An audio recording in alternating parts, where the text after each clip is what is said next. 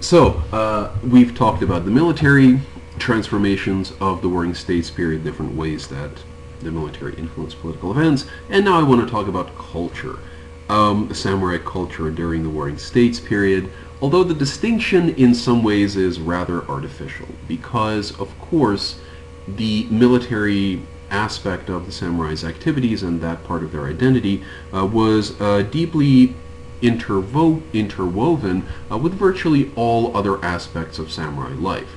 So please expect that not all of it is blood and guts, but that there will be plenty of blood, guts, death, and destruction. And in many ways, this is true for periods of samurai history, even later on, even during the Edo period, when there is actually no war. The identity of the samurai as warriors permeates their culture in a truly profound way. One of the aspects of the Warring States period that was certainly noticed and lamented on at the time was that this whole era seemed to be one of just profound chaos. It was termed Gyakokujo, which roughly translates into the low overthrowing the high, kind of the world being topsy-turvy, being turned upside down, old certainties fading, and this was certainly in large part caused just by the fact, this perception was caused by the fact that there was quite a lot of fighting, quite a lot of death, a lot of dislocation and suffering that comes along with fighting and death. And that many traditional elites, certainly the imperial court, had been marginalized. In some places and in some ways, even samurai were becoming marginalized by new, powerful and violent forces. And many of these were apocalyptic militant Buddhist movements. Consider, for example, the Ikoiki. This was a very militant branch of the Pure Land sect, which an Amidist sect, which was based around radical participation by commoners in their political lives and also in armed resistance. This was a league of temples with several nodes, several kind of headquarters-like nodes throughout Japan, very prominent in the region around Kyoto, and also very prominent in north central coastal Japan, kind of the middle of the west coast of Japan, in the area immediately to the northeast of Kyoto, in Kaga Prefecture, and in a few other places as well, around the approaches to Osaka Harbor, for example, where basically local temples sent out representatives to villages and said, you've been abused, the samurai have been basically treating you like dogs, your lords have been treating you like dogs, wouldn't you like to protect yourselves? Why, yes, we would, said many of these villagers, and formed close associations with regional temples, and started to fortify their villages, started to train, started to send men to defend the temples, and then also started to pick fights with neighboring samurai lords, and also neighboring temples, because as we've seen, competition between armed Buddhist religious establishments was nothing new. The thing that was new about leagues like the Ikoiki, and let's call them basically leagues, was that they seemed to draw much more of their support from peasants, from people who were really not in a position to expect very much kindness from the samurai, from the traditional elite, certainly from the imperial court, who throughout many of these leagues and throughout many of these movements, there was a belief that the world is about to end anyway, and that a association of the armed righteous was going to basically purify the world. And the other thing that made these these leagues distinct was that although they did have centers, temples, fortified temples, where the leadership, the regional leadership, would hole up in times of trouble, it was almost like fighting, if you were a samurai lord and you were trying to combat the growth of these kinds of leagues, it was almost like fighting a many-headed monster. You chop one temple off, another temple head just comes up and takes its place. And much of the support of these leagues was truly fanatical. Many peasants had enough. Many of them were true believers, and many samurai also joined these movements. Many masterless samurai, known as ronin. If your master was killed, you were usually in a very tight spot. You'd look for employment where you could, and these leagues, these monasteries, were hiring. So many samurai also drifted there. They became so powerful that in some places, like in Kaga Prefecture, for example, on that west coast of Japan, the Iko-Iki were actually able to throw out the samurai lord of that province and rule it in their own name for many years. These kinds of leagues became even more dangerous in many cases to the ambitions of powerful samurai than were other powerful samurai.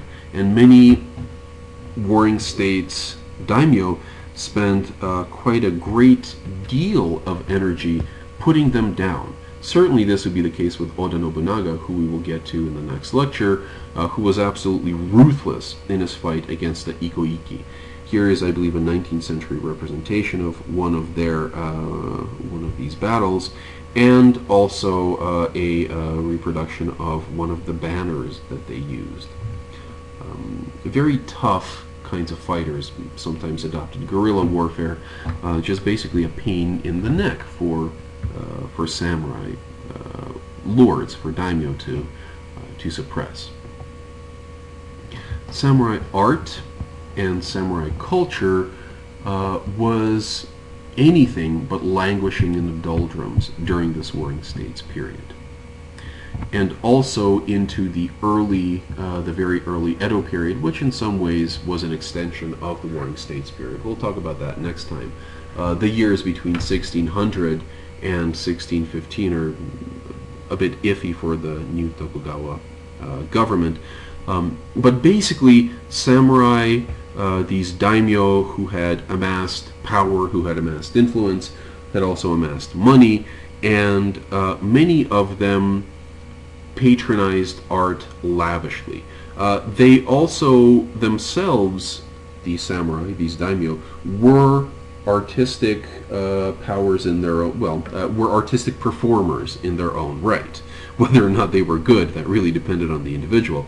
But you have individuals like Hideyoshi really patronizing No, and also becoming a No performer himself, spending hours upon hours practicing, devoting many hours to studying the tea ceremony, buying lavish utensils, and himself serving tea to individual influential samurai, sometimes just hundreds of people at a time, or certainly at least dozens. There's records of large, impressive tea parties where people just basically lined up to have the privilege of Hideyoshi serve them tea, but many samurai themselves were consumers or producers as well as consumers of art. Even when they didn't produce art themselves, as I said, they certainly patronized art very much. For example, folding screens and many very lavishly painted screens, Tigers and Storm Dragon by Kano Sanraku, master of the Kano school. This is produced in the 17th century.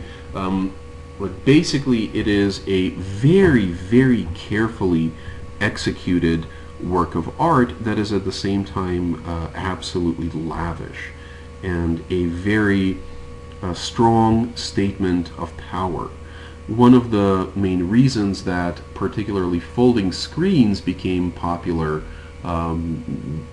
painting very ornate folding screens became popular during this time period, was that first of all they were transportable, they were easy to take from place to place, and if you make them lavish, then you can basically impress visitors to your house. These kinds of objects, these folding screens, this is not public art. This is not art that is meant to be seen by anybody except guests and house retainers in your mansion. So having something like this in the house, where the amount of people who can view it is restricted, is actually a way to project power, no less so than having a giant public work of architecture, for example, that was meant to be seen by everybody. I can afford to spend untold amounts of money and hire the best masters to produce these folding screens. Architecture certainly did not languish, as we've seen with Azuchi Momoyama Castle and many other castles. They were built to impress, so were temples, villas, etc. Today in Japan, perhaps the certain castles evoke how do I say this?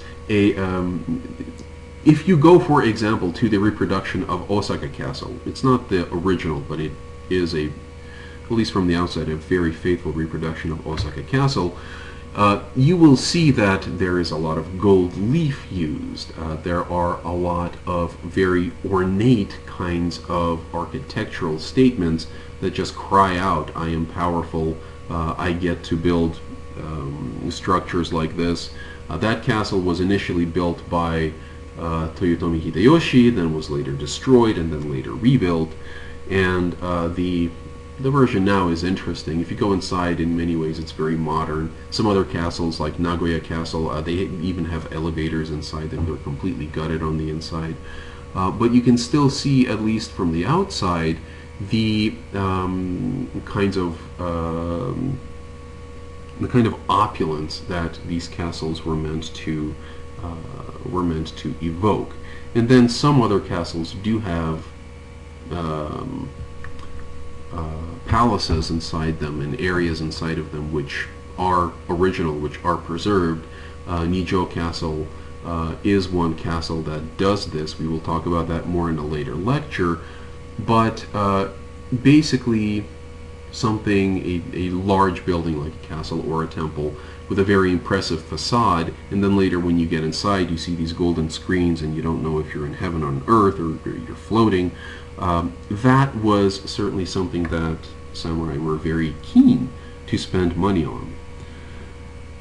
Tea ceremony, as I mentioned before, was another one of these pursuits. Music, you can't really think of a warrior society like the samurai without thinking of warriors who took great pride, for example, in being able to play the flute very well, or being able to play the biwa, and being able to recite things like the Heike Monogatari from memory. Those kinds of conditions also survived in samurai culture, and in many ways were very complementary with their identity as warriors. Certainly with the tea ceremony this is true. The tea ceremony is supposed to be a meditation on impermanence, and among other things, and what could be more impermanent than the life of a warrior. So the cultural scene of the samurai in the Warring States period is one that is very healthy and in some ways expanding. It's also one that is still very much based on patronage. That is, you pay ahead of time great masters, or at least competent people, to make art for you on order. We are not yet in a world where you can go to a store and buy art that is mass-produced. We are certainly headed that way. The place of women in Warring States era culture is in many ways similar to what we were talking about before. The degree of freedom that a samurai woman had really depended on on how prominent and rich her family was.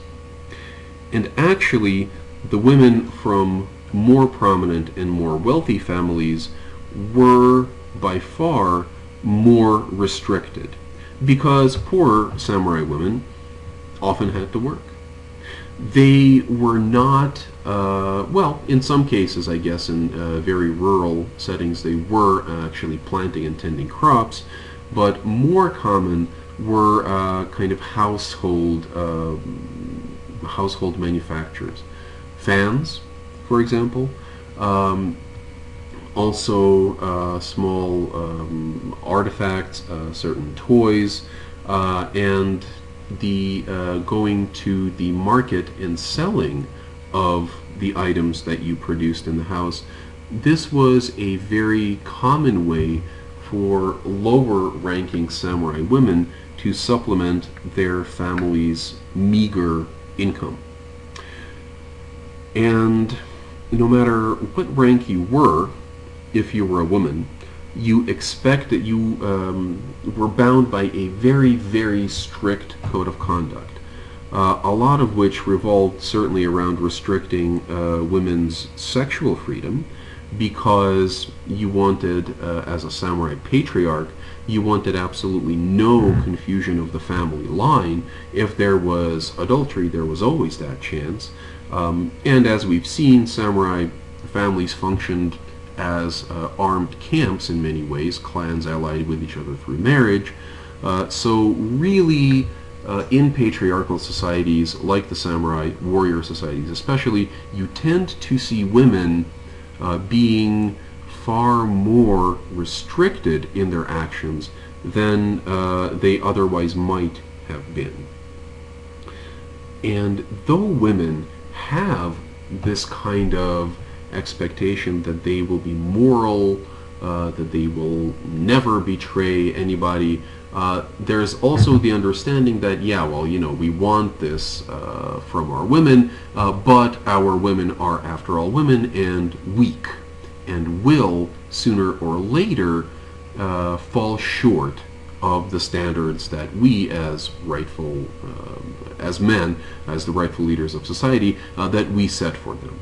So in some ways, the position of samurai women was similar to the position of women in Christian Europe as well. You have the expectation, or rather you have the ideal of purity, with the expectation that women are naturally sinful and inherently incapable of abiding by these high standards.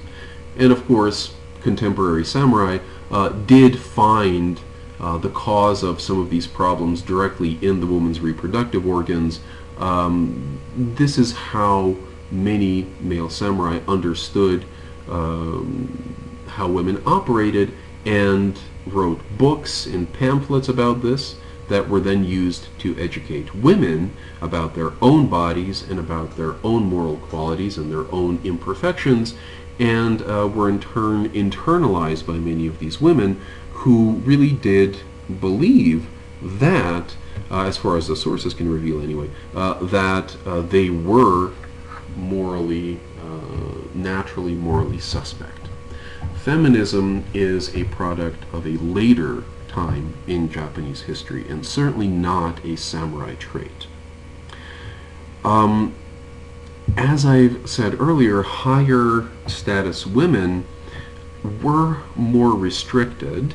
They were often confined to areas of the mansion, or sometimes, if you're talking about a very successful daimyo, or certainly the shogun, they would be confined to entire palaces or compounds built especially for them, but they would also have an easier life in other ways.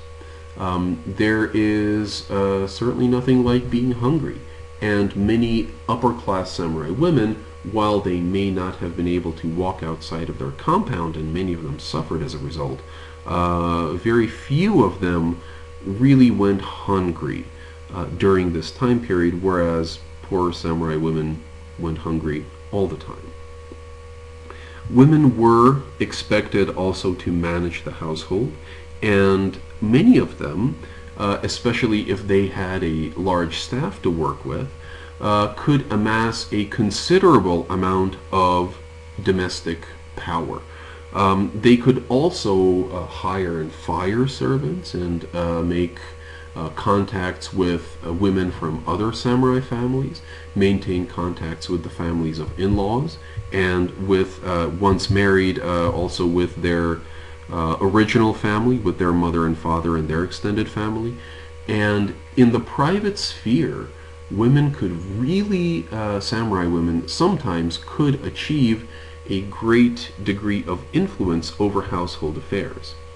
There was also an understanding that in many respects, the influence of a samurai's lord did not go past their vassal's front gate, and in that kind of a situation, a lot of times what happened in the household was the business of the people whose house it was. This is not to say that nobody knew anything and that nobody knew about things that happened within a walled compound. This is not to say that there were all sorts of secrets. It was more often the case that what happened in a compound, what happened in a samurai's house, was kind of an open secret. Everybody knew, for example, that the wife of this or that samurai, a powerful vassal, was actually having an affair with this or that other samurai, or sometimes, shockingly, even with one of the servants. But because it had happened, because these indiscretions were happening behind closed doors, nobody really felt like they had the right to intervene. And most of the time, these open secrets did not involve anything nearly dramatic as affairs. There were all sorts of hirings and firings and misuses of money, and somebody trying to cover up their son's alcoholism, things like that.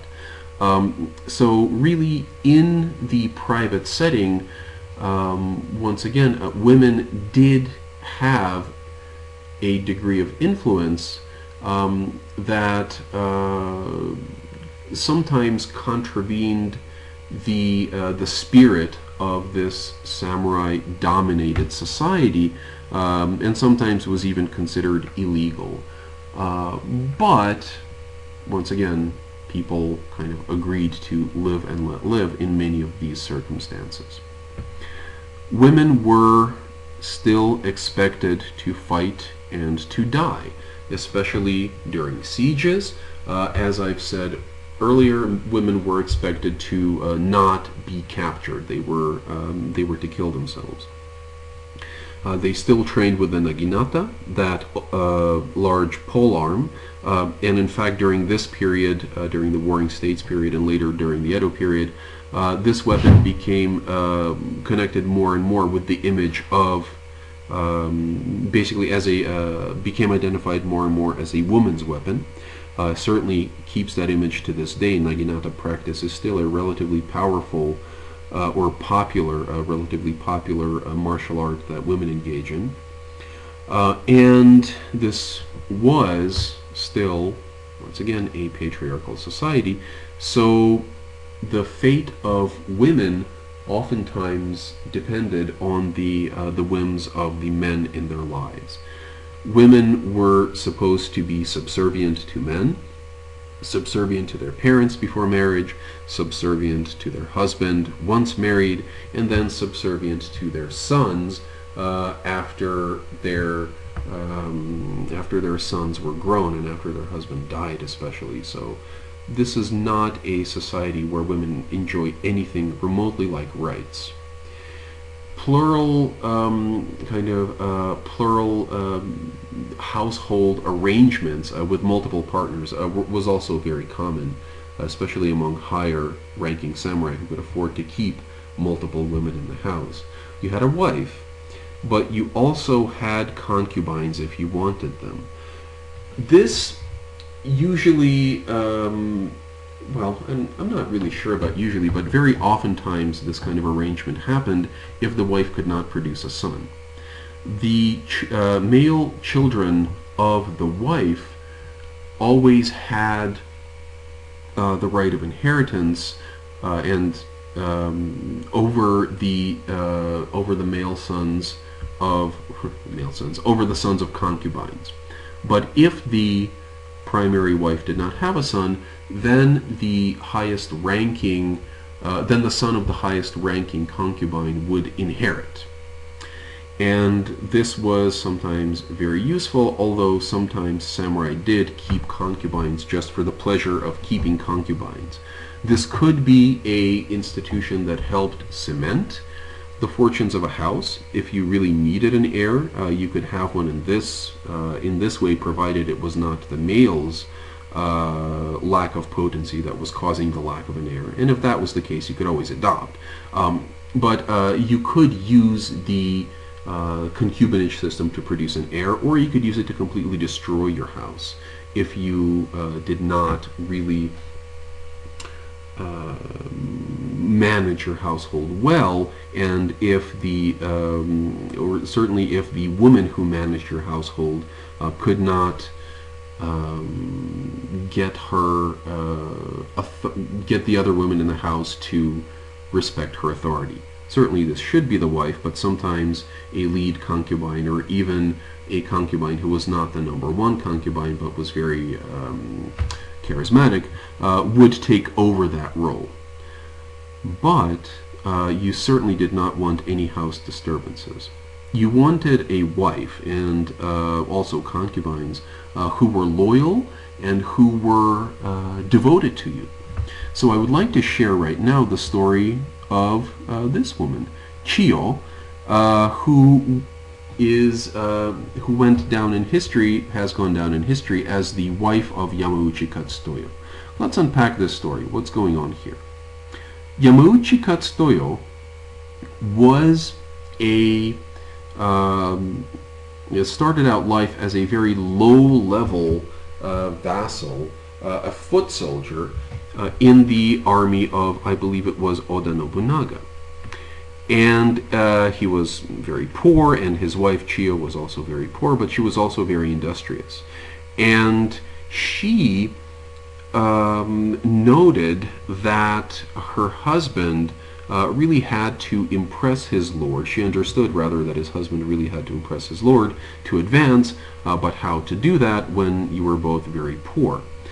Well, she had heard that on a given day, on a certain day, there was going to be a review where the lord was going to be reviewing his troops, and his husband, her husband, did not have a horse, which is something you needed to impress your lord.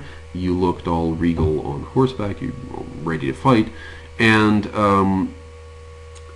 she then pawned many of her belongings in order to get this man a horse, to get her husband a horse, and he impressed his lord, and then his career took off after that.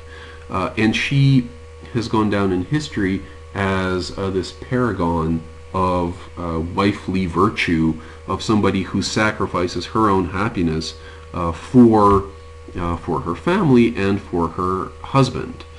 This man, Yamauchi Katsutoyo, eventually ended up being the lord of a very important province in the Tokugawa period, the province of Tosa on the southern coast of the smallest main island of Japan, Shikoku, a vast territory. He became a very powerful lord, and yet in some ways she is even more famous than he is. She became the subject of Confucianist tracts on how virtuous women behave, and this had really sometimes surprising and almost funny events on the way that historical memory works. In Japan, many times women are identified in relation to the men in their lives. Chiyo was no exception. Notice that I have labeled her as Chiyo, the wife of Yamauchi Katsutoyo, which she indeed is known as in Japan today. Oftentimes people speak of her this way. And she became even more impressive than her husband in this historical memory, to the extent that he is sometimes referred to as Yamauchi Katsutoyo, the husband of the wife of Yamauchi Katsutoyo. Her identity is given in relation to him, and yet she is so important that it kind of bounces back on her.